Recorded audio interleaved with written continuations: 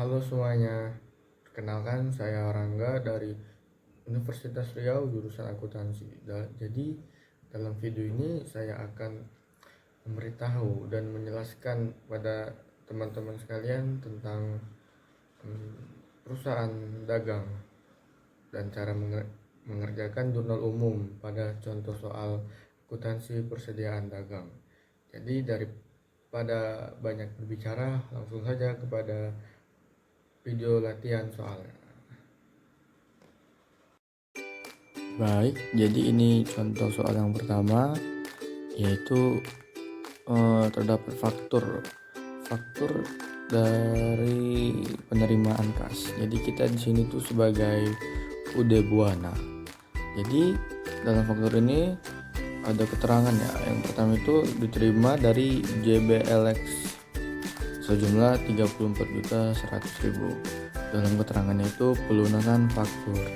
Jadi dalam jurnal umumnya kita menulis yaitu akun receivable pada cash. Kenapa begitu? Karena dalam keterangan ini itu terjadi pelunasan piutang. Jadi kita menerima cash, yang mana menerima cash di debit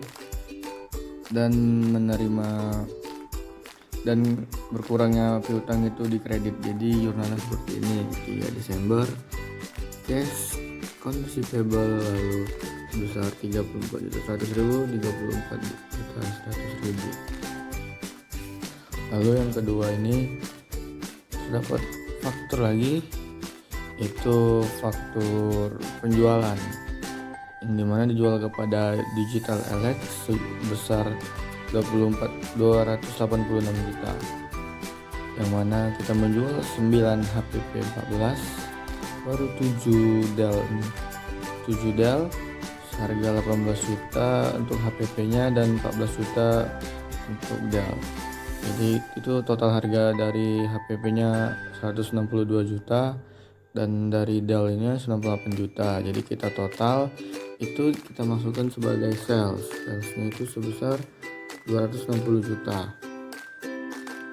260 juta itu didapat dari total harga dari HP dan Dell ditambahkan. Jadi dari 162 ditambah 98 jadi 260 juta sebagai sales atau penjualan. Lalu untuk PPN-nya didapat dari 10% dari 162 juta.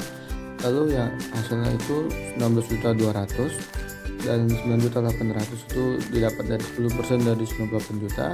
Lalu hasil dari pajaknya itu ditambahkan dan mendapatkan hasil 26 juta, yang mana ditulis dalam jurnalnya FedPot sebesar 26 juta. Lalu kita menambah dari sales dan piutangnya itu kita jadikan sebagai akun receivable atau piutang sebesar 286 juta. Oke, baik. Lalu selanjutnya ada faktur dari bukti pengeluaran kas. Yang kita sebagai UD Buana membayar utang kita kepada PT Margonda sebesar 28.600. Kenapa kita menyebutnya utang? Karena dalam keterangan itu terdapat pelunasan faktur. Jadi kita di sini sebagai yang mengutang.